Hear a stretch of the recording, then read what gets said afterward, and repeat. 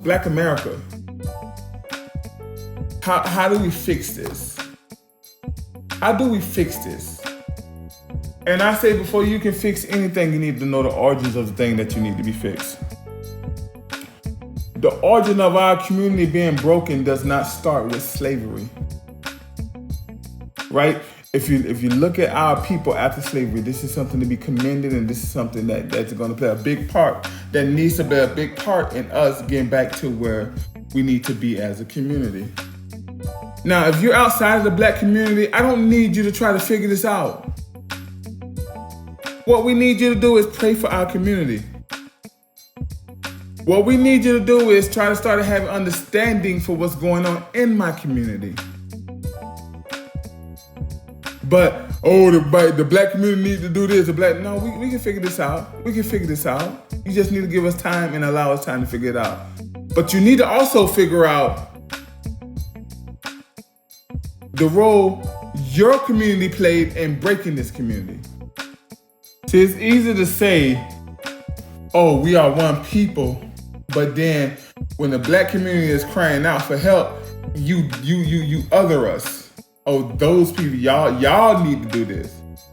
This is what y'all need to do. No, what you need to do too, right? Because even in today's time, with the importation of certain Black people that comes in and speaks on against the Black people that's living here, your community is doing these things.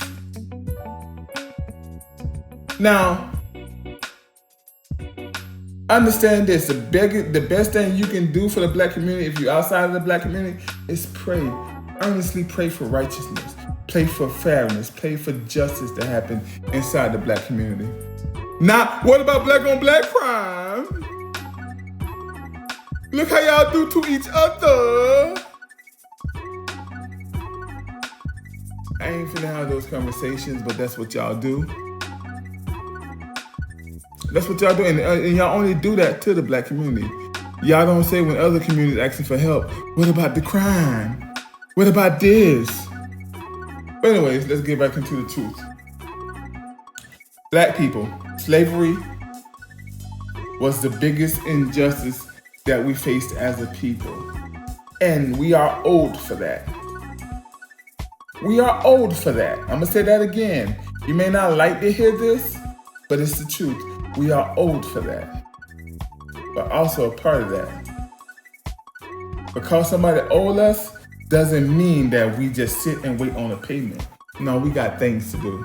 It's time to build, Black people. It's time to build our community.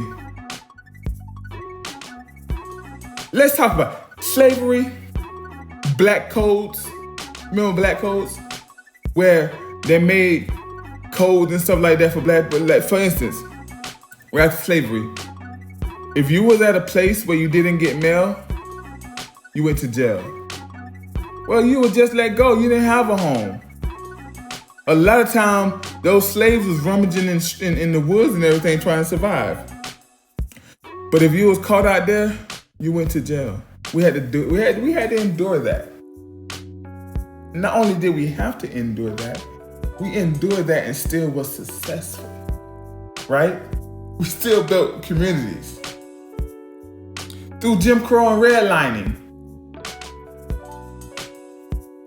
Jim Crow laws, and when they say, okay, I'm gonna draw a red line, if you're trying to get a house across this line right here, we're not gonna give it to you. But if you're trying to get a house on this side, we'll give you a loan. If you're looking for a loan to get one on that side, we want to give it to you. You want to get a business and you lived on that side, we want to give it to you. But if you want to get a business and you lived on this side, we give it to you. That was redlining. That was done by the government and the bank. Don't get it twisted. The government played a part in that too, but also the banks. Didn't stop my people. Didn't stop my people. We still grew. Yeah, through all that, we still grew. We should be commended of that. Civil rights. The fight for civil rights. You can see some of the horrible images, the dogs being let loose, the water hose. We still grew. It didn't stop our people. It didn't stop us. We still grew.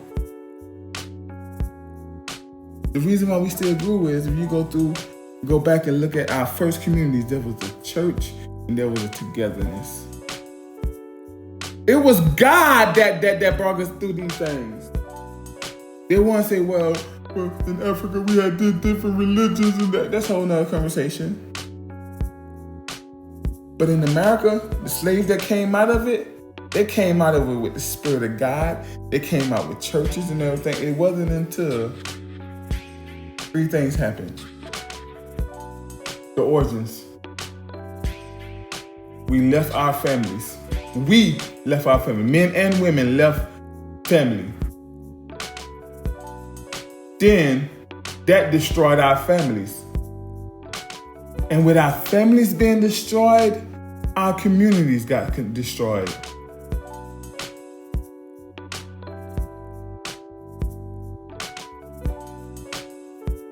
Think about this.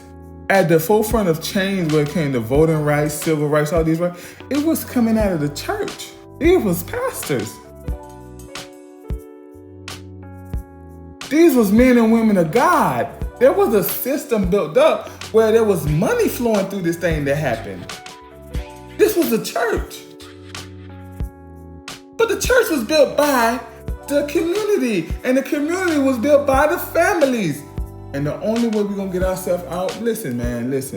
I already said that we deserve reparations to repair our community. But we don't need them only. We don't need reparations only to repair. What we need to do, we don't need them at all. What we need to do is build our family structure back.